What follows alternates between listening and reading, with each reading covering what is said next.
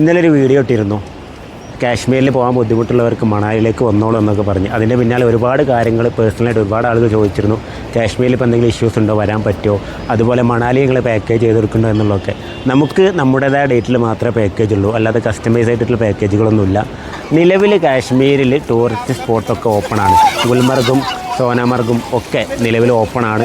2 ദിവസമായിട്ടും ഓപ്പണാണ്. നമ്മൾ ഈ ഭീകരാക്രമണം നടന്ന പിറ്റേ തന്നെ ആളുകൾ അവിടെ ഇറങ്ങിയിട്ടുണ്ട്. പ്രശ്നങ്ങളില്ല എന്നല്ല കേട്ടോ, സ്ഥലങ്ങൾ കാണാൻ ടൂറിസ്റ്റുകൾ ഇറങ്ങിയിട്ടുണ്ട്. ഇന്നലെയൊക്കെ നല്ല റഷാണ് ഗുൽമർഗിൽ. ഗോണ്ടോള റൈഡിനൊക്കെ വലിയ ക്യൂ ആയിരുന്നു. ഞാനുള്ള കാര്യം പറയുകയാണ്, ആരെയും ഇങ്ങോട്ട് ക്ഷണിക്കുകയല്ല, ഈ പ്രശ്നത്തിലേക്ക് ക്ഷണിക്കുകയല്ല. പ്രശ്നം ഉണ്ട് എന്നല്ല, ഇല്ല എന്ന് ഞാൻ പറയുന്നില്ല. അപ്പോൾ നിലവിലെ സാഹചര്യം പറയുകയാണ്. നിലവിലിവിടെ ടൂറിസ്റ്റ് സ്പോട്ടൊക്കെ ഏകദേശം ഓപ്പണാണ്. സോനാമർഗിലും ഗുൽമർഗിലൊക്കെ നല്ല റഷാണ്, നേരത്തെ പറഞ്ഞ പോലെ. അതുപോലെ ശ്രീനഗർ ടൗണിലും അത്യാവശ്യം എല്ലാവരും പുറത്തിറങ്ങിയിട്ടുണ്ട്.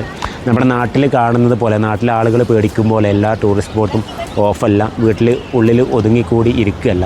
അപ്പോൾ ആർക്കെങ്കിലും വരണമെങ്കിൽ കാശ്മീർ വരാം, ആരും ക്ഷണിക്കുന്നതല്ല. പേടിയില്ലാത്തവർക്ക് വരാം, സ്വന്തം ഇഷ്ടത്തിന് കാണേണ്ടവർക്ക് കാണാം. നിങ്ങളിഷ്ടമാണ്. ഞങ്ങൾക്ക് തന്നെ പാക്കേജ് ഉണ്ട്. ഈ 26-ാം തീയതി നാളെ നാട്ടിൽ നിന്ന് പുറപ്പെടുന്ന ടീം ആഗ്ര, ഡൽഹി, കാശ്മീരാണ്. അവരോട് വരെ പറഞ്ഞിട്ടുള്ളത്, സാഹചര്യം അനുകൂലമാണെങ്കിൽ തീർച്ചയായിട്ടും നമുക്ക് കാശ്മീർ പോകാം. അവർക്കും ആഗ്രഹം അതൊക്കെ തന്നെയാണ്. നിലവിലെ സാഹചര്യം പറഞ്ഞു എന്നുള്ളൂ. ആരും ഇതിന് ഞാൻ വേറെ കോലത്തിൽ പറഞ്ഞെന്നോ എന്തെങ്കിലും പറഞ്ഞ് ഇതിൻ്റെ ഇടയിൽ കമൻ്റ് ഇടാൻ മറ്റൊന്നും നിൽക്കണ്ട. കമൻ്റ് ഇട്ടോളൂ, നിങ്ങളിഷ്ടമാണ്. ഞാൻ നിലവിലെ സാഹചര്യം പറഞ്ഞു എന്ന് മാത്രം. ഓക്കെ.